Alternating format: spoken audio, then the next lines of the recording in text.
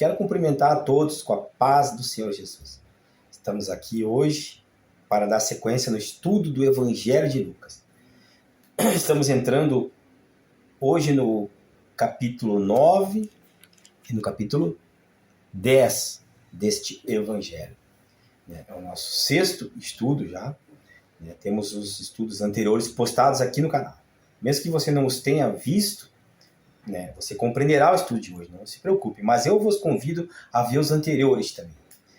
E os posteriores virão logo em seguida. Amém? Que Deus abençoe. Sempre agradeço a Deus por todas as coisas, que Deus sempre está no controle de tudo. Agradeço a você que tem acompanhado o canal. Você que não está inscrito, te animo, te convido a se inscrever para divulgar essa obra. Compartilhe e poste seu comentário sobre o tema. Dê o seu like. Amém? Vamos entrar então agora na leitura do Evangelho de Lucas. No capítulo 9, diz assim no começo, no versículo 1.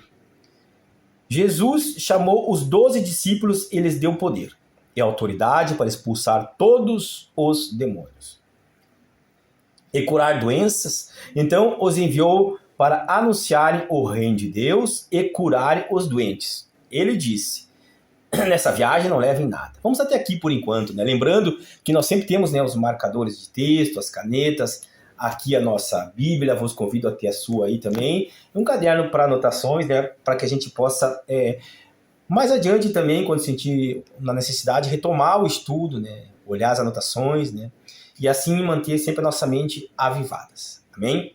Como nós falamos aqui no começo, você pode perceber que Jesus chamou os 12 discípulos, que ele havia escolhido um tempo antes, depois de uma jornada noturna de oração, uma madrugada inteira orando. Ele escolheu esses 12 e agora ele os chama e derrama autoridade ou dá autoridade sobre eles para expulsar todos os demônios, curar doenças. E envia eles para que anunciem o reino de Deus.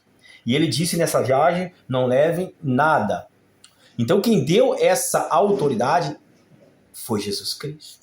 Nós precisamos então entender de imediato que quem tem a autoridade, quem concebe a autoridade, e no nome de quem nós podemos fazer qualquer coisa, desde que estejamos de acordo com a palavra de Deus, é Jesus Cristo. Ele é a suprema autoridade.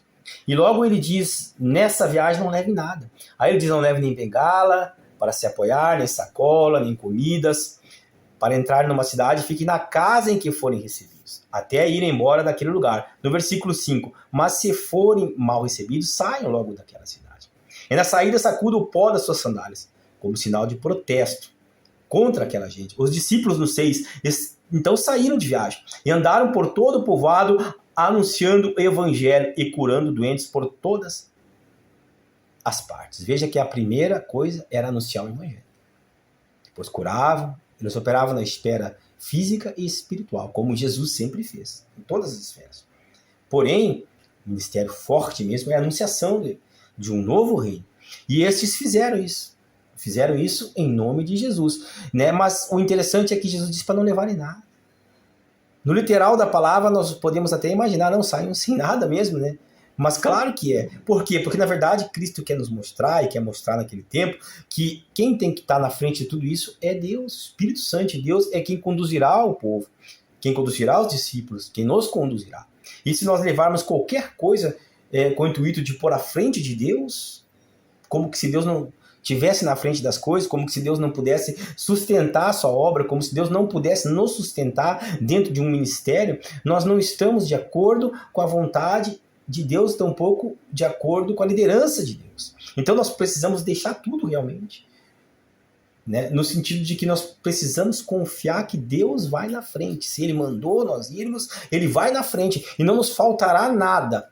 Tudo Ele proverá. Tenha essa certeza no coração de que você foi chamado para algo e que se você for realizar e obedecer a Deus, Ele vai na frente. Amém? Até aqui tudo bem? Então chega a parte que diz assim, a dúvida de Herodes. Então nós vamos para o texto auxiliar que sempre trouxemos, para engrandecer o nosso conhecimento, que fala sobre Herodes. Rapidamente diz, Herodes é um nome próprio. Nós precisamos entender quem era Herodes.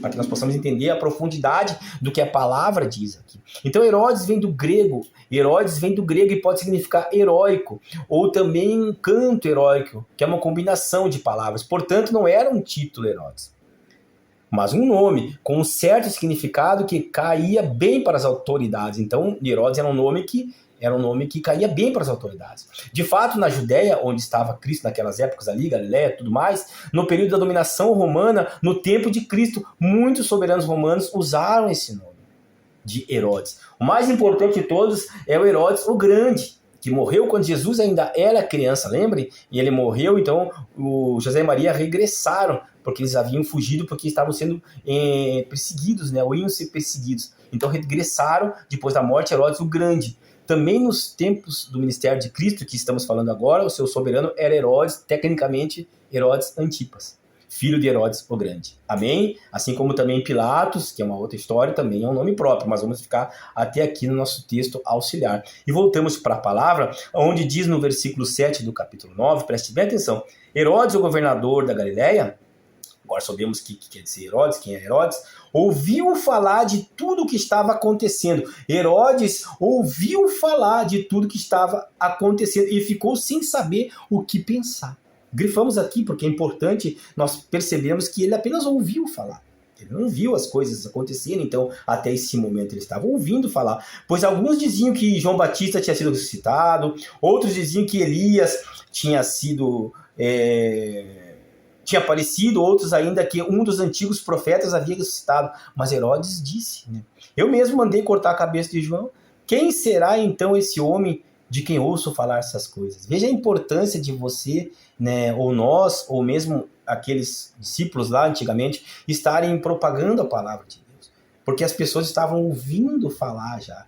Muitos não estavam presenciando, como hoje a gente de fato não pode presenciar Jesus fisicamente, mas a gente ouve falar e ainda por cima a gente tem a Bíblia, onde fala de Cristo Jesus. Então, por apenas esses meios, nós conseguimos ter essa fé suficiente para conseguirmos ver Jesus ainda agindo hoje através da vida de muitas pessoas. Porque a gente ouve falar, porque a gente lê, mas não porque a gente viu Cristo Jesus, como aqueles discípulos viram e andaram lado a lado com ele, e foram escolhidos na base da oração, porque a importância deles é muito grande para a história. Amém? Dando sequência, Jesus agora vai no versículo 10 alimentar uma multidão. Nós sabemos bem, porque já lemos antigamente em outros textos, em outros evangelhos, que Jesus alimenta as multidões, multiplica as coisas. Mas aqui nós vamos detalhar um pouco, né? Os apóstolos voltaram e contaram a Jesus tudo o que haviam feito. Então eles fizeram o que Jesus disse, fizeram, contaram, eles curaram, eles operaram maravilhas e fizeram o que tinha que ser feito. Voltaram e contaram a Jesus. Então ele os levou consigo. Foram sozinhos para o povoado de Betsaida. Veja que eles foram sozinhos. Mas a multidão, sabendo disso, o seguiram. Jesus os recebeu, falou a respeito do reino de Deus e curou os que precisavam ser curados. Veja que na esfera, de novo, espiritual e física. Jesus, ele primeiro falava e depois ele curava aqui, né? Mas estava anoitecendo. E por isso os 12 apóstolos foram e disseram a Jesus. Aqui é muito interessante você prestar muita atenção. Mande essa gente embora. Eles podem ir ao povoado, sítio, que ficam por perto daqui. E lá encontrarão o que comer e onde ficar. Pois esse lugar é deserto. Né? Até aqui nós vamos grifar também, porque é muito importante essa passagem. Vou te explicar agora. Em nome de Jesus, né? Que aqui os discípulos não estavam com uma visão humana equivocada. Eles viram aquela multidão ali, já era noite, era um lugar deserto, como que iam se alimentar? Diz a palavra que era para mais de 5.000 pessoas, se nós contarmos não somente os homens, mas também mulheres e crianças que não eram contabilizados na época, justamente pela discriminação e outras coisas mais que nós já falamos nos vídeos anteriores. Né? Então, era muita gente. E essa preocupação era normal, eles tinham essa preocupação e hoje quantos têm esse tipo de preocupação, mas veja que eles estavam querendo mandar as pessoas embora, ou seja, mandar para o mundo de volta, para encontrarem comida, mas estavam do lado de Cristo Jesus.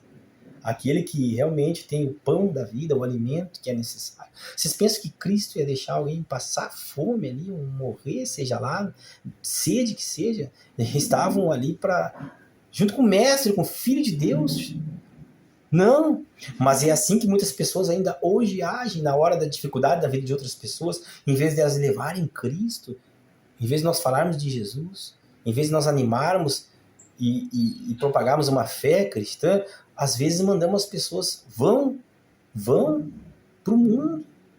Lá o mundo vai dar o que vocês precisam, entre outras palavras. Veja só que equívoco, né, dos apóstolos, mas dos discípulos, mas era necessário isso acontecer para que fosse registrado, nós possamos hoje estar conversando sobre isso, compreendendo e entendendo a mensagem. Então, diz aqui, mas Jesus respondeu no versículo 13, deem vocês mesmos comida a eles. Aí sim a coisa agora complica, né? Mas como que vamos alimentar essa gente toda? Nós não temos nada. Os discípulos disseram, só temos aqui 5 pães, 2 peixinhos. O senhor quer que a gente vá comprar comida para toda essa multidão? Não estavam entendendo nada, né? Não estavam compreendendo a visão de Cristo. Estavam ali mais ou menos 5.000 homens, como eu te falei. Mande o povo sentar-se em grupos aí. Aí começa o mistério. Os discípulos obedeceram e mandaram todos se sentarem. Aqui muitas pessoas se perdem no entendimento da palavra, porque aqui querem achar explicação para entender a multiplicação dos pães e dos peixes. Pare agora e pense, você tem como compreender, eu tenho como compreender como essa multiplicação ocorreu? Se foi peixe por peixe, pão por pão, se foi tudo ao mesmo tempo, se eles fecharam os olhos, Jesus como num passe de mágica fez isso. Isso aí não está relatado, porque tem coisas que não cabe a nós entendermos. Nós não estávamos de fato lá no fato ocorrido, mas nós ouvimos falar.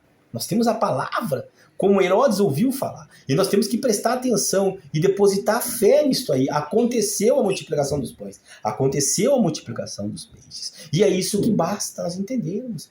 Então, nós vamos voltar para o espiritual e ver que o alimento, quem provê é Cristo Jesus. O alimento que nós verdadeiramente precisamos é Cristo Jesus. Buscai primeiro o reino de Deus, que está sendo anunciado aqui, e todas as demais coisas vos serão o quê? Acrescentadas. Que tremenda revelação da parte de Deus. Então, estavam ali 5.000, né? O povo sentou-se, os discípulos obedeceram. Aí Jesus pegou os pães, os 2 peixes, olhou para o céu e deu graças a Deus por eles. Depois partiu os pães e os peixes, entregou aos discípulos para que distribuísse ao povo. Todos comeram e ficaram satisfeitos. E ainda diz a palavra que 12 cestos com pedaços sobraram. Tremendo o que Cristo fez. Aí vamos para o 18. Vamos para o versículo 18. A história segue. E aqui há uma coisa muito importante. Esse versículo 9, o capítulo 9 é muito interessante, é muito gostoso de lê-lo e analisá-lo. Veja, certa vez Jesus estava sozinho de novo orando. Como Jesus gostava de sair, né, e em momentos especiais de orar. Essa vontade tem que estar dentro de nós. Nós temos que ter esse desejo de orar a Deus, de reservar um tempo, um espaço apropriado para entrar em comunhão com Deus. Não que no decorrer do dia nós não devemos fazer, nós devemos estar sempre orando e vigiando, mas em algum momento, né, no particular mesmo, com Deus, né? Como Cristo buscava esses momentos, né? E os discípulos chegaram perto dele. Aqui muitas pessoas poderiam entender assim, não, se eu estou orando, se eu estou no meu particular, não me interrompa. Tem pessoas que até um mosquito atrapalha a oração, né? Imagina, aqui Cristo estava orando, os discípulos chegaram e poderiam dizer, não, eu estou conversando com o Pai. Mas não, Cristo os recebe e orienta-os. Às vezes nós estamos orando, claro, e vem alguém até nós com uma necessidade incrível, e é aí que nós devemos agir, né? Mas tem muitos religiosos que não abrem mão, né? Inclusive do próprio sábado, como era antigamente, para cuidar de alguém. Tome cuidado. Né? Nada pode estar acima de Deus, é claro, mas a missão que nós temos na Terra é de evangelizar, é de propagar a palavra, é de oferecer libertação, cura em nome de Jesus, e nós devemos fazer isso com excelência. Tem momentos que nós devemos parar tudo e dar atenção aos necessitados, aqueles que precisam realmente. No momento, nós podemos ser esses propagadores. E quem ainda está no mundo tem que receber essa palavra. E nós temos que estar preparados. Por isso estamos aqui estudando a palavra de Deus. Amém? Voltamos para o texto aqui. A pergunta é, quem o povo diz que eu sou? Jesus faz essa pergunta aos 12. Né? Eles responderam, olha só, alguns dizem que o Senhor é João Batista, outros que é Elias, outros que é um dos profetas antigos que ressuscitou. Aqui há um achismo, né, baseado nos estudos, nos conhecimentos teóricos e práticos da época, enfim, né, de que o povo está achando aí, estão comentando, inclusive Heródoto, que o senhor é isso e aquilo, né? Como na igreja de Corinto havia aquela discussão que é o melhor, que é o pior, né? Aonde há isso aí, no meio, seja em qualquer lugar, hoje na nossa sociedade, família, trabalho, é tudo baseado no achismo, é tudo baseado em teorias humanas.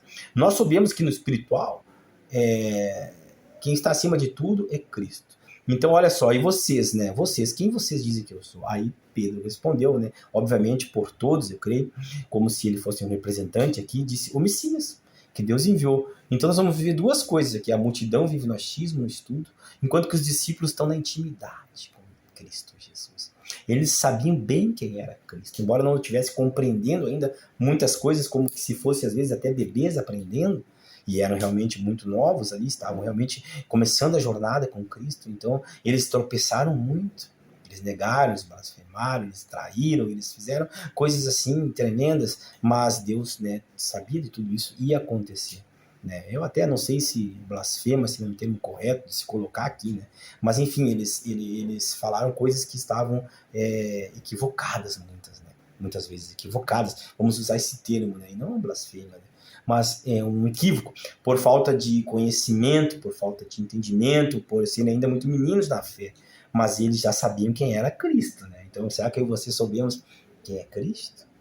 Será que nós não estamos como eles, mas ainda assim por cima negando Cristo nas nossas atitudes? Nós temos que parar e refletir, né?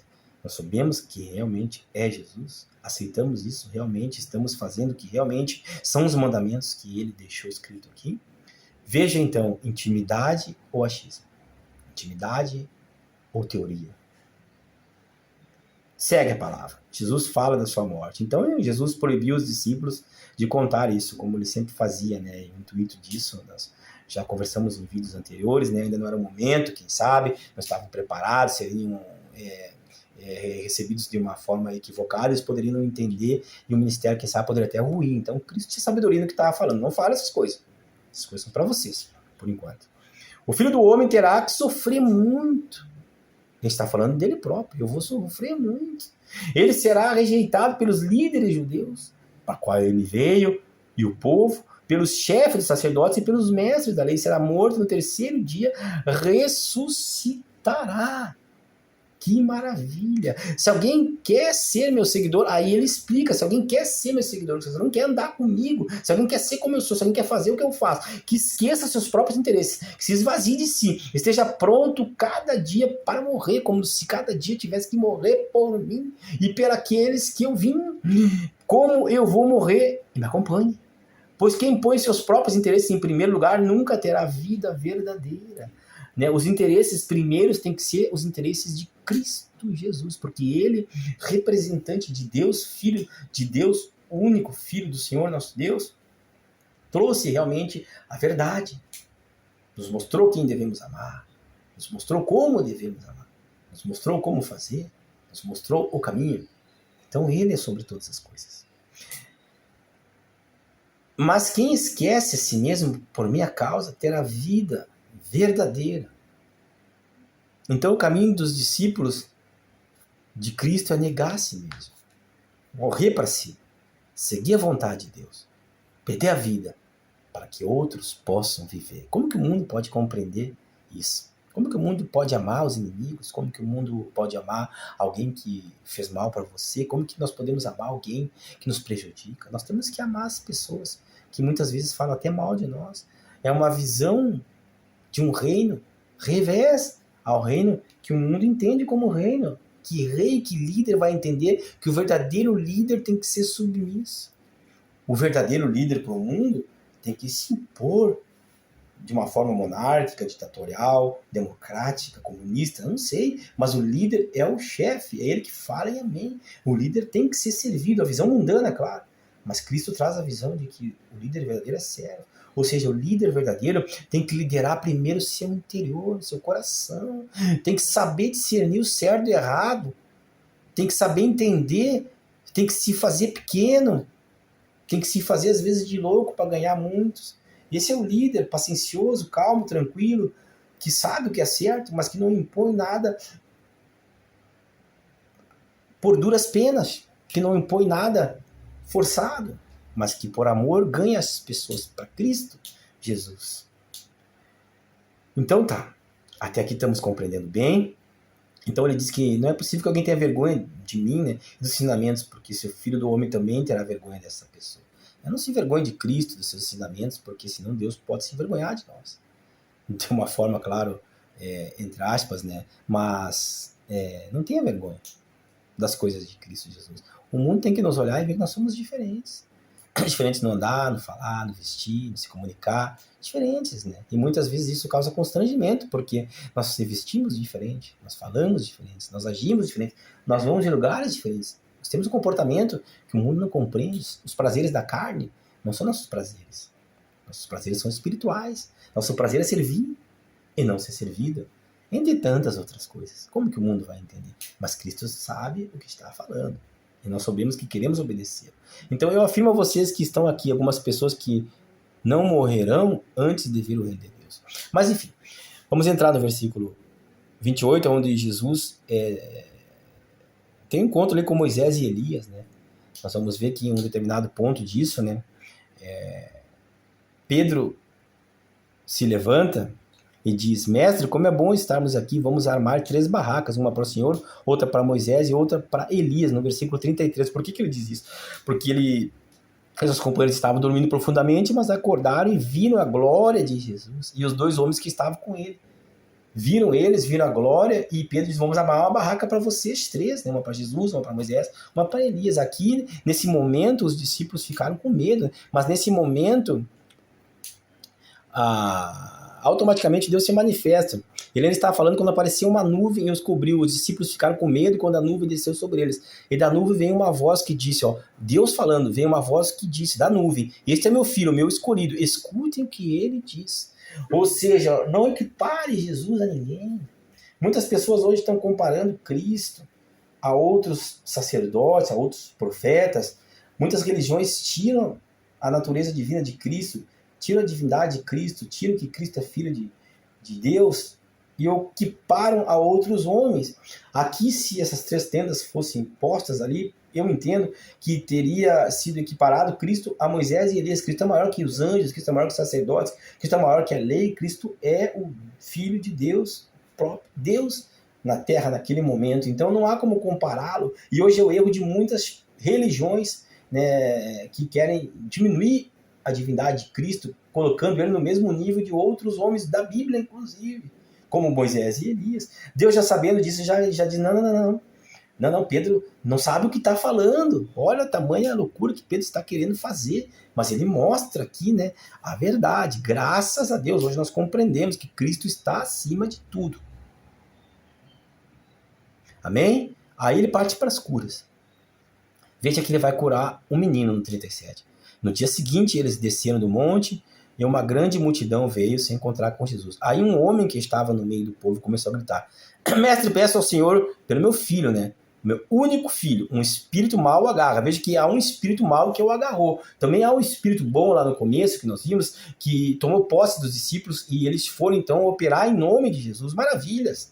Mas aqui é outro tipo de espírito que toma conta desse filho. Então há espíritos bons e há espíritos maus. Nós precisamos entender isso. O meu único filho, um espírito mau o agarra. O espírito bom é o Espírito Santo de Deus.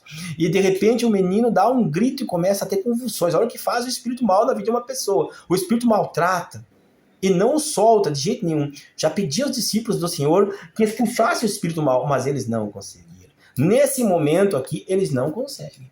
Mas no momento anterior, ali, quando Cristo manda e derrama sobre eles o Espírito, eles conseguem operar, eles vêm e testificam disso. Mas nesse momento aqui, quando Cristo está agora aqui, eles já não estão mais em missão, eles não conseguem.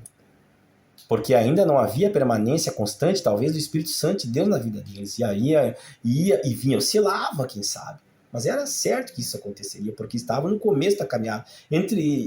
Isso para nós hoje serve para nós sabermos que nós não vamos ter, no começo de uma caminhada, facilidades, e vamos ter oscilações de comportamento, de temperamento, e até vamos, quem sabe, oscilar, infelizmente, sobre o mundo e sobre a vida de santidade. Mas é o começo, é o que nós precisamos entender, que nós vamos passar por esse processo, todos vão passar.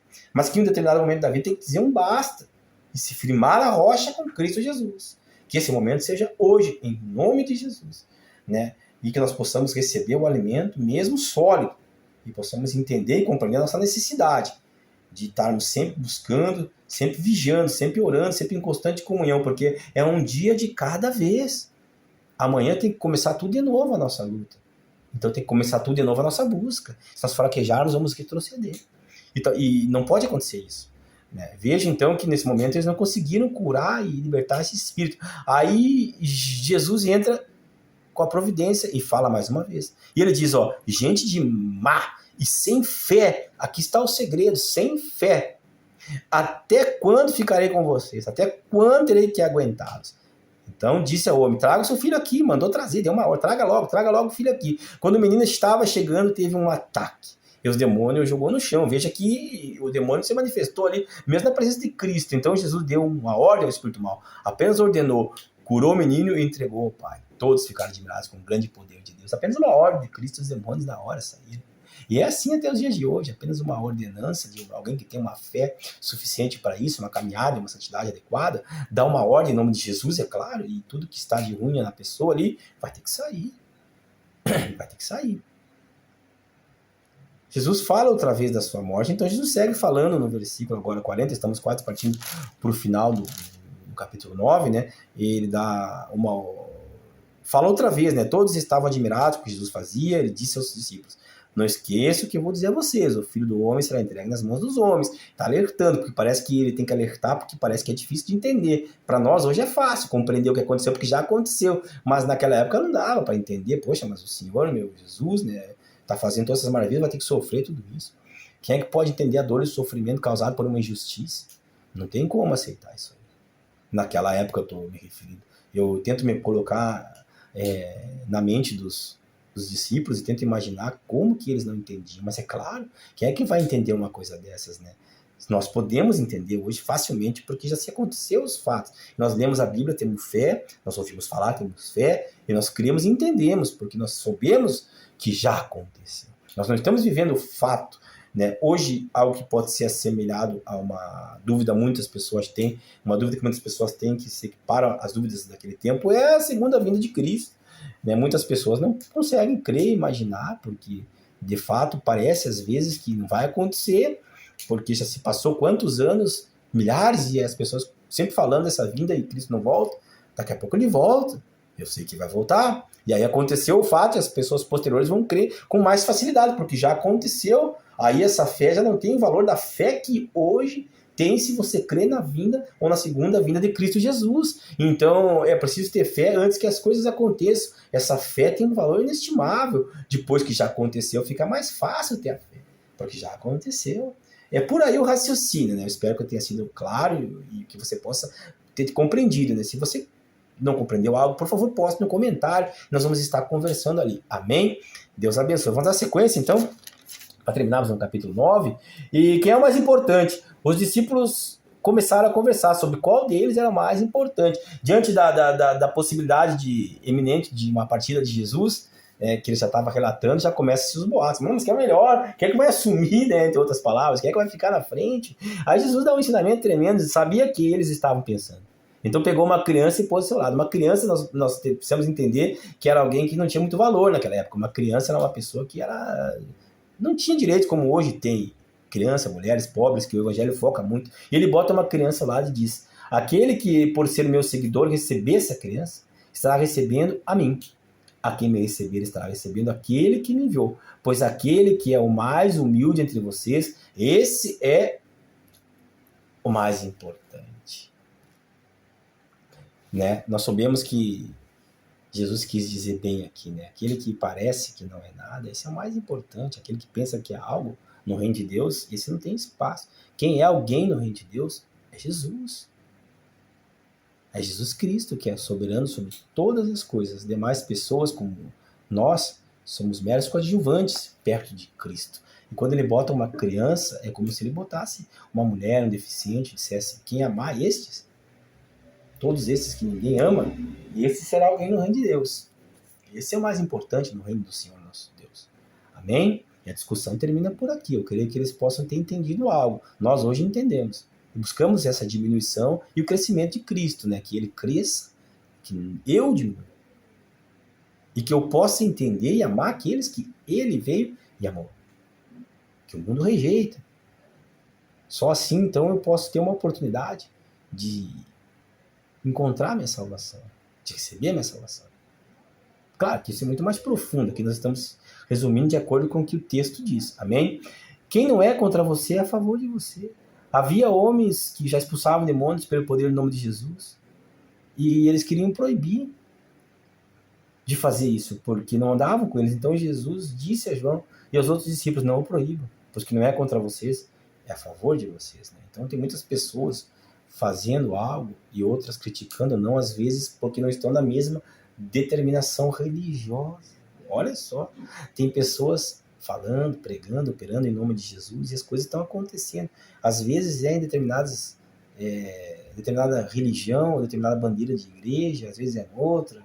Enfim, às vezes a pessoa nem vai numa igreja, às vezes isso, aquilo. Cada um cuide de si, em outras palavras. Se eles estão operando em nome de Jesus, as coisas estão acontecendo, deixa as coisas acontecer. Né? E, como quem diz, cuide de você, do seu ministério. Cuide cada um de si. Mas que não fuja da palavra. Diz que Deus julga todas as coisas. Deus sabe todas as coisas. Se não é contra você, se não é contra eu, não tem como ser desfavorável às coisas. Né? Não proíbo. Não proíbo. Amém? Aí vem os samaritanos, que não recebem Jesus. Como estava chegando o tempo de Jesus ir para o céu, né, ele resolveu ir a Jerusalém.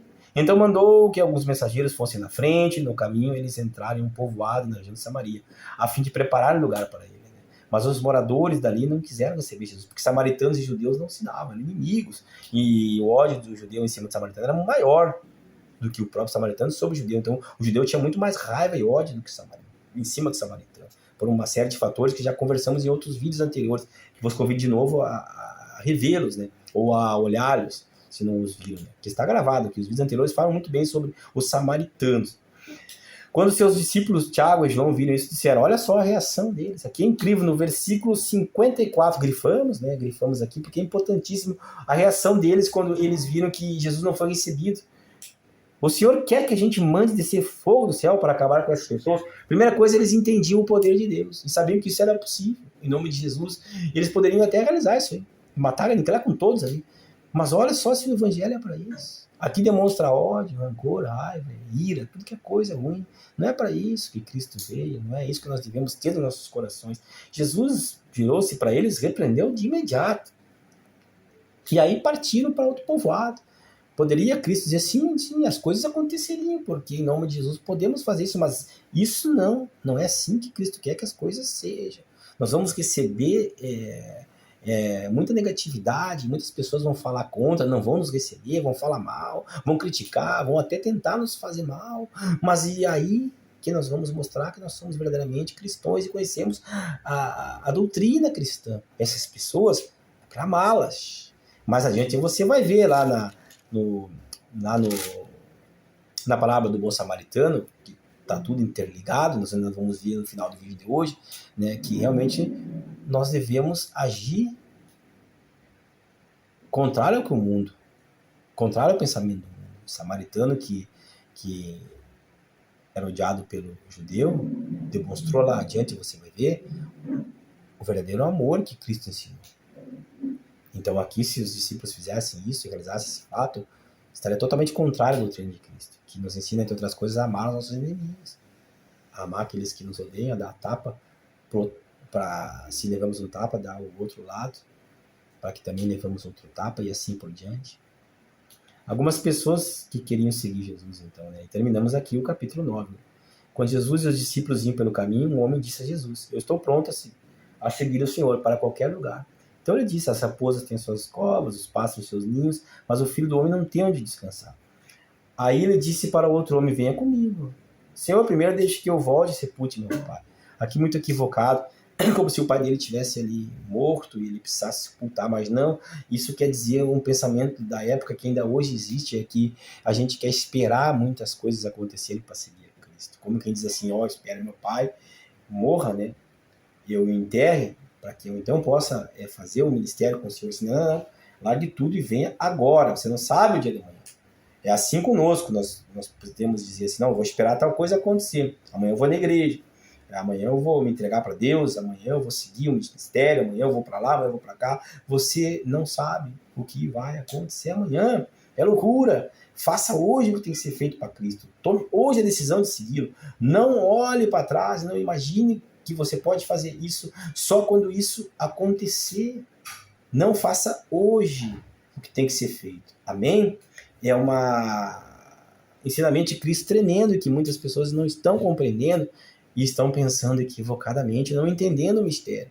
Até os dias de hoje, as pessoas têm a mania de querer esperar para cumprir algo para Deus, enquanto na verdade tem que ser feito hoje. Amém? Estamos então aqui encerrando o capítulo 9 para a honra e glória do nosso Deus. Aqui você pode fazer uma pausa, tomar uma água, e dar sequência. Ainda vamos terminar o capítulo 10, para complementar o nosso objetivo de hoje, não esquecendo que é muito importante você ver o vídeo até o final, você compreender o mistério todo. E te animo também, né, a permanecer comigo aqui, se inscrever, compartilhar, postar o teu comentário. Mas vamos, sem perca de tempo, entrar no capítulo 10, onde a missão agora é de 72. Né? Olha só, depois disso, o Senhor escolheu mais 72 dos seus seguidores e os enviou de 2 em 2 a fim de que fossem adiante dele para cada cidade e lugar onde eles tinham que ir. Aí ele diz, a colheita é grande, mas os trabalhadores são poucos, ou seja, é muito grande a obra do Senhor e são poucas as pessoas dispostas a servir. Eram 12 ali que ele escolheu, agora ele manda 72, sempre de 2 em 2. Isso perto da multidão que eu seguia é muito pouco. Ainda hoje, quantos querem realmente fazer a obra sem nenhum interesse por trás? Quantas pessoas querem realmente servir a Cristo sem nenhum interesse por trás? Apenas por amor a Cristo e depositando a confiança de que tem que sair sem levar absolutamente nada. Tantos querem fazer a obra, mas levando absolutamente tudo. Então não vai o Espírito Santo, porque precisa ter fé de que Cristo vai sustentar toda a obra, todo o ministério. Não é que não vai levar uma roupa, ou não vai levar isso, ou não vai ter uma conta, ou não vai ter alguma coisa assim. Não, você pode ter, mas você tem que ter o Espírito Santo na frente de tudo e não depender do ministério das coisas que você tem. O ministério depende de Deus. Assim Cristo está na frente. E ele diz, então, de novo, que nós já vimos, né? Por isso peço ao dono da plantação que manda trabalhar para fazer a colheita também. Mas, vão, eu estou mandando. Vocês como ovelhas para o meio de lobos. Aí ele diz, não leve bolsa, aquela coisa toda que já vimos no versículo 9. Não leve nada. Mas o que vem de novo aqui, que a gente pode acrescentar, estão indo como ovelhas por meio de lobos. Ovelhas, cordeiro, sacrifício, entrega. Nós devemos ir como servos no meio dos lobos. O lobo tem a tendência de matar o cordeiro ou a ovelha. Essa é a tendência no mundo, mas aqui quem nos protege é Deus. E se nós vamos com o Espírito Santo na frente, não levamos nada como base para o sustento da obra, né, que é justamente pregar o Evangelho, o papel de evangelizador, entre tantas coisas, preparar para a vinda de Cristo novamente, nós não precisamos temer os lobos, precisamos temer o mundo. Nós podemos enfrentar ele com Cristo Jesus. Cristo disse, né? Não tenho medo, eu venci o mundo. Eu venci o mundo, significa que ele passou pelo que a gente provavelmente vai passar se entregarmos verdadeiramente a ele. Amém? Mensagem bonita. Então, no versículo 8, quando entrarem numa cidade, do capítulo 10 estamos agora, e forem bem recebidos, como a comida que derem a vocês, cure os doentes daquela cidade. E digam ao povo dali, o reino de Deus chegou. Chegou até vocês. Simples o que tem que ser feito, né? Em nome de Jesus, curar, anunciar o reino. Né? E se não for bem recebido, vira as costas e saia. Diz a palavra, né, que esses serão tratados com mais rigor do que Sodoma e Gomorra, que foi uma cidade lá do Antigo Testamento que foi dizimada, porque eram imorais, entre outras coisas. Imagina ser tratado com mais rigor que eles na hora do julgamento, porque não receberam bem profetas de Deus, não receberam bem os mestres que tinham a incumbência de ensinar sobre a palavra, não receberam bem quem falava de Cristo Jesus. As cidades não creram no 13, Jesus continuou, aí de vocês, cidades, foi o que eu falei agora, né, que não crerem, vão ser tratados com mais rigor que Sodoma e Gomorra. Aí voltaram os 70, lá no versículo 17, depois da missão, voltaram alegres, dizendo a Jesus, como os 12 discípulos também voltaram alegres, contentes, falando a Jesus. Até os demônios nos obedeciam, quando, pelo poder do nome do Senhor, nós mandávamos que saíssem das pessoas, eles saíam. Jesus disse, de fato, eu vi Satanás cair do céu. escutem, eu dei a vocês poder para pisar cobras e escorpiões e para, sem sofrer nenhum mal, vencer a força do inimigo. Veja que o poder é dado por Jesus. Reforça o que nós já vimos no capítulo 9. O poder sobre todas as coisas que nos é concebida é no nome de Jesus. Porém, quando a palavra diz porém, nós sempre paramos, porque é algo bem importante aqui da parte de Cristo, que vem ensinando algo, vem mostrando algo, a gente não, porém, vocês fazem tudo isso, em meu nome, maravilhas, fiquem contentes, mas porém, não fiquem alegres porque os espíritos maus não obedecem. Isso não é motivo de alegria plena, não é motivo para que nós possamos estar assim, plenamente felizes. É um motivo sim para nos contentarmos, mas não é um motivo que se sobrepõe a outro motivo que é muito mais importante. Porque ele diz aqui, ó, sim, porque o nome de cada um de vocês está escrito no céu. Ou seja, vocês devem estar contentes, de fato, porque o nome de vocês está escrito no céu. A salvação é de vocês. A eternidade é infinitamente mais importante que o mundo aqui. Então, o que nós podemos entender aqui? O que a gente faz não é mais importante do que o que nós somos. Ou seja, aqui havia um ministério. Nosso ministério é importantíssimo. Mas quem nós somos é muito mais importante do que o nosso ministério. Porque quem nós somos vai nos levar à salvação. Nosso ministério vai levar outras pessoas a entenderem quem é Cristo e talvez a salvação, mas o que vai nos levar à salvação é quem nós somos, nosso ser interior. Nós precisamos ter isso. O ser é muito mais importante que o ter, e a alegria está, então, nosso nome está escrito nos céus, no livro da vida. Oh, glórias a Deus! A alegria de Jesus naquele momento, pelo poder do Espírito Santo, Jesus ficou muito alegre e disse, ó, o Pai, Senhor dos céus e da terra, eu te agradeço porque tens mostrado às pessoas sem instrução aquilo que escondeste dos sábios e dos instruídos, ou seja, os sábios instruídos da época eram líderes religiosos, eram os doutores da lei, os mestres fariseus, não estavam entendendo e ele mostrou àqueles que parecia que não era ninguém o verdadeiro entendimento. Aí ele diz mais adiante, felizes são as pessoas que podem ver o que vocês estão vendo. Eu afirmo a vocês que muitos profetas e reis gostariam de ter visto o que vocês viram, como Moisés, como profetas como Jeremias, reis como Davi, outros tantos homens do Antigo Testamento ali antes da vinda de Cristo, não viram o que vocês viram. Nós mesmos hoje também não vimos o que Cristo viu. Tudo é baseado na fé. Vocês são uma geração privilegiada, porque estão vendo eu aqui operando as maravilhas de frente.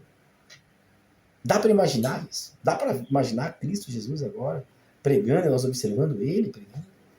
Dá para imaginar Cristo curando e nós olhando? Que alegria, que contentamento, que geração! Mas nós temos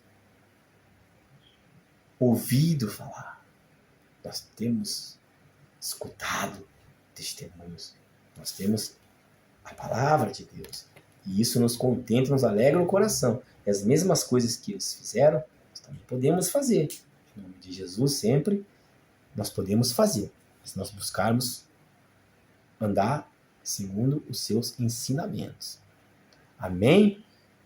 Estamos partindo para o final também, do capítulo 10. E aqui tem a parábola do bom samaritano. Já citamos ali no versículo anterior, né? No capítulo anterior, perdão, sobre os samaritanos. Os samaritanos eram odiados pelos judeus.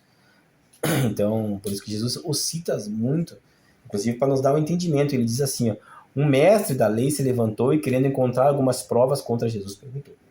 O interesse dele está claro, né? Encontrar uma prova contra Jesus e não sanar uma dúvida. Mestre, o que devo fazer para conseguir a vida eterna? Jesus respondeu, o que é que as escrituras sagradas dizem? Vá por dentro das escrituras. Diz a respeito disso. E como é que você entende o que elas dizem? O homem respondeu, ame o Senhor seu Deus com todo o seu coração, com toda a alma, com todas as forças, com toda a mente. E ame ao próximo como você ama a você mesmo. A sua resposta está certa. Então o homem sabia o que dizia as escrituras. O problema é que ele não entendia, o problema é que ele não praticava. Faça isso e você viverá. Opa, o mestre da lei aqui parece que para e pensa, querendo como que se desculpar, diz a palavra, mas quem é o meu próximo? É claro, se Jesus está dizendo que a salvação está baseada no meu próximo, ele tem uma dúvida, mas então quem é o meu próximo? Aí entra a parábola. Jesus respondeu assim, um homem estava descendo de Jerusalém para Jericó. Um homem estava descendo de Jerusalém para Jericó. No caminho, alguns ladrões o assaltaram. Tiraram sua roupa, bateram nele e os deixaram quase morto. O deixou quase morto. Acontece que um sacerdote estava descendo por aquele mesmo caminho. Quando viu o homem, tratou de passar pelo outro lado da estrada. Sacerdote, né? Um homem de Deus, naquela época se entendia, né? E ele olha aquele homem ali caído, ele passa longe. Não sabe o que está acontecendo, nem para observar. Creio que faz questão de nem olhar. Também o levita, outro homem de Deus, com a incumbência grande de zelar pelas coisas espirituais ali, passou por ali, também olhou, também foi embora pelo outro lado da estrada. Mas um samaritano, que era odiado pelo judeu, que estava viajando, menosprezado, por aquele caminho, chegou até ali. Quando viu o homem, ficou com muita pena, então chegou perto dele. Limpou seus ferimentos com azeite e vinho, em seguida os enfaixou. Depois disso, o samaritano colocou no seu próprio animal, o levou para sua pensão, onde cuidou dele. No dia seguinte, entregou 2 moedas de prata ao dono da pensão, dizendo: toma conta dele. E quando eu passar por aqui na volta, pagarei ainda o que você gastar mais com ele. Aí que ensinamento, né? O samaritano que era odiado, o samaritano que não era para fazer absolutamente nada. Foi justamente o que fez. Ainda gastou seu tempo, seu dinheiro, usufruiu ele, colocou à disposição seu animal e deixou o seu nome ali ainda para que quando voltasse, pagasse o que aquele homem tinha consumido a mais. Que demonstração de carinho, de amor ao próximo. Maior que essa poderia existir? Quem de nós pararia para um estranho e eu faria isso tudo que esse samaritano fez, sem olhar absolutamente para nada? Dentro do seu coração estava o desejo apenas de ajudar alguém que estava ali necessitado. Ele não olhou para a sua origem, para a sua cor, para o seu coração, para a forma como ele pensava sobre ele próprio. Poderia aquele homem que estava caído ali também ter ódio dos samaritanos, entre outras tantas coisas. Mas ele não viu nada disso. Poderia aquele homem ser um assaltante, um bandido, um ladrão. Ele não olhou para nada disso. Ele viu ali um ser humano. Ele teve um olhar ali muito de Deus, assim. E é isso que é o próximo. É isso que nós temos que fazer. Olha só, então Jesus perguntou ao mestre da lei: na sua opinião, qual deles 3 foi o próximo do homem assaltado?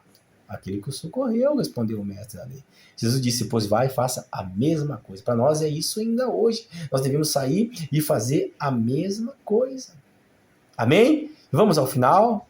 Jesus visita Marta e Maria, no versículo 38. Final do nosso estudo de hoje vai terminar de uma forma incrível. Olha só. Jesus e seus discípulos continuaram a sua viagem. Chegaram a um povoado, ali uma mulher chamada Marta o recebeu na casa dele. Maria e sua irmã sentou aos seus pés. Maria, sua irmã, sentou aos seus pés do Senhor e ficou ouvindo o que ele ensinava. Mas Marta estava ocupada com todo o trabalho da casa. Então chegou perto de Jesus e perguntou: o Senhor não se importa que a minha irmã me deixe sozinha com todo esse trabalho? Mande que ela venha me ajudar. Marta e Maria, muito conhecido de todos. Marta, enquanto Cristo estava lá, se preocupou com tudo ao redor, deixar tudo perfeito, limpar, organizar, enquanto que Maria se prostrou aos pés do Senhor para ouvi-lo. Marta simboliza aqui os religiosos daquela época, né, que preparavam tudo de uma forma muito hipócrita, que queriam deixar tudo organizadinho para receber Cristo. Marta aqui estava perdendo tempo, enquanto que Maria estava aos pés de Cristo Jesus. Não perdeu a oportunidade. Não é que Marta estivesse totalmente equivocada. Mas nós precisamos ter a casa limpa, organizada. Precisamos estar em ordem. Precisamos ter esse tempo disponível para fazer essas coisas. Mas tem momentos que nós temos que nos prostrar aos pés de Cristo. E quando ele vem falar, nós temos que largar tudo. Marta não. Marta se preocupou em manter as aparências naquela época, ali, naquele fato ali. E estava errada nesse momento. Ela precisava ter a atitude de Maria, se prostrar aos pés do Senhor. Aí Jesus então responde para ela no 41, Marta, você não está agindo, ou você está agitada e preocupada com muitas coisas. Né? Como muitos hoje andam, o mundo hoje é ansioso, o mundo hoje está preocupado com coisas demais. Quem hoje para orar? Quem hoje para ler a Bíblia? Quem hoje para de fato estudar a palavra de Deus? Quando que é apenas uma coisa necessária. Maria escolheu a melhor de todas, né? Esta ninguém vai tomar dela. Aquilo que ela estava recebendo ali não poderia ser tirado dela, porque já estava colocado no seu coração. Uma vez conhecendo a verdade vos libertará. Não significa que nós não vamos ou não podemos retroceder, mas a verdade já existe. E uma vez que nós conhecemos essa verdade, nunca mais nós voltamos a ser a mesma, mesmo que tenhamos de novo uma vida no pecado. Nós conhecendo a verdade ela parece que trabalha dentro de nós, né? Parece que nós sabemos que está errado e nós nunca mais vamos ter paz no pecado. Glória a Deus por isso. Tenha a certeza e a convicção no coração. Amém? De que Deus te ama e de que a palavra dele é muito séria, que os ensinamentos dele são muito preciosos e que assim como naqueles tempos o intuito era que os discípulos evangelizassem, os 72 evangelizassem e curassem e operassem no seu nome, como fizeram os antigos na igreja primitiva, ainda hoje esse é o intuito que nós devemos ter no coração. Evangelizar, curar, libertar, tudo em nome de Jesus. Mas nós precisamos primeiro estarmos bem conosco mesmo, para que nós possamos, posterior, amar o próximo. Nós precisamos ter convicção do que nós queremos fazer e que nós queremos entregar nossa vida para Cristo, para que nós possamos, então, em nome dele, operar estas maravilhas. O mundo hoje precisa muito dessa minoria. A seara é grande, poucos são os ceifeiros, lembra? A minoria é que Deus conta. E eu desejo que essa minoria seja nós aqui. Estamos estudando a palavra do Senhor e levando a sério a mesma. Ponha em prática na sua vida. Ponhamos em prática nas nossas vidas. Amém? Que Deus abençoe. Não deixe de ver os próximos estudos. Não deixe de compartilhar o vídeo. Não deixe de se inscrever e postar o teu comentário. Além, é claro, de estudar a palavra do Senhor. Nunca se baseie somente naquilo que está sendo dito aqui. Abra a palavra. Leia os capítulos. Estude, releia. Não canse nunca. Amém? Que Deus te abençoe.